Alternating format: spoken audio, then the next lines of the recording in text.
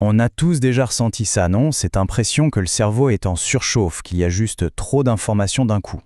Eh bien aujourd'hui, on va explorer la théorie qui explique parfaitement ce phénomène et surtout qui nous donne les clés pour mieux apprendre. C'est la théorie de la charge cognitive.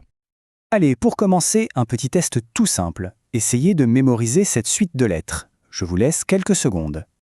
Pas évident, hein? C'est un peu le bazar. Et c'est tout à fait normal.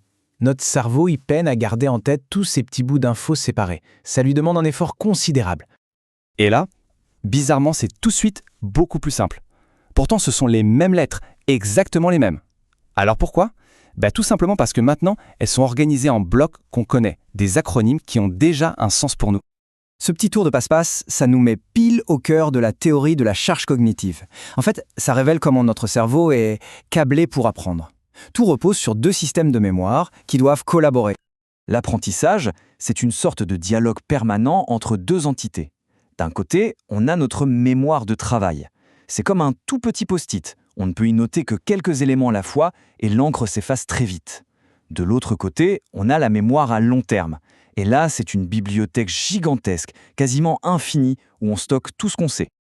Alors la grande question, c'est comment on fait passer une information du petit post-it à l'immense bibliothèque? La clé, c'est ce qu'on appelle les schémas.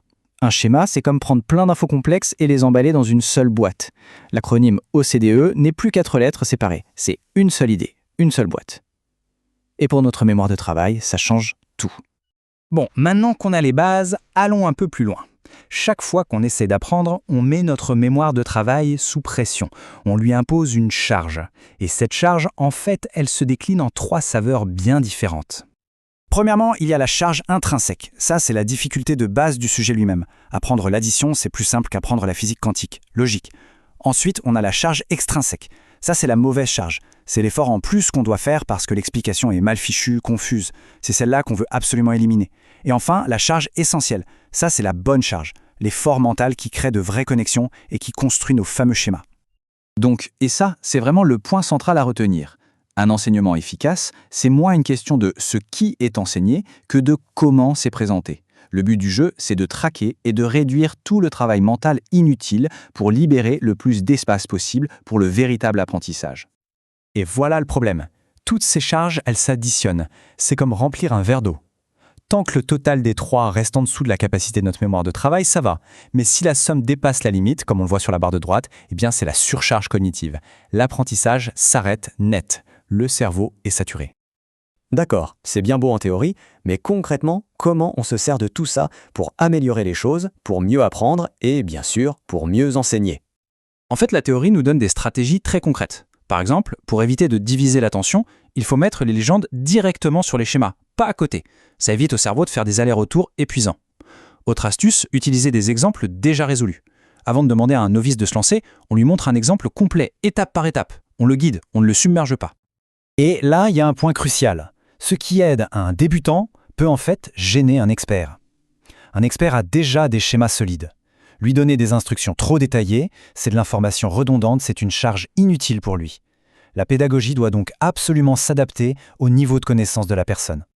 Bien sûr, comme tout modèle puissant, la théorie de la charge cognitive n'est pas parfaite. C'est une simplification d'une réalité bien plus complexe et elle a ses limites et fait l'objet de débats.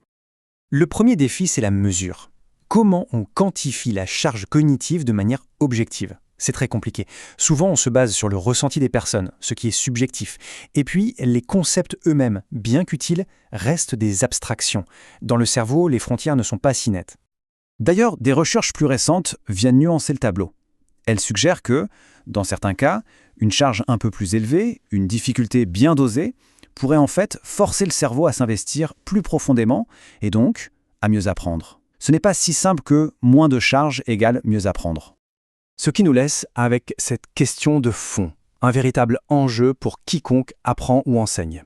Comment peut-on concevoir des défis qui utilisent la bonne charge, celle qui nous pousse à nous dépasser, pour amener l'apprentissage à son maximum, sans jamais faire disjoncter le système?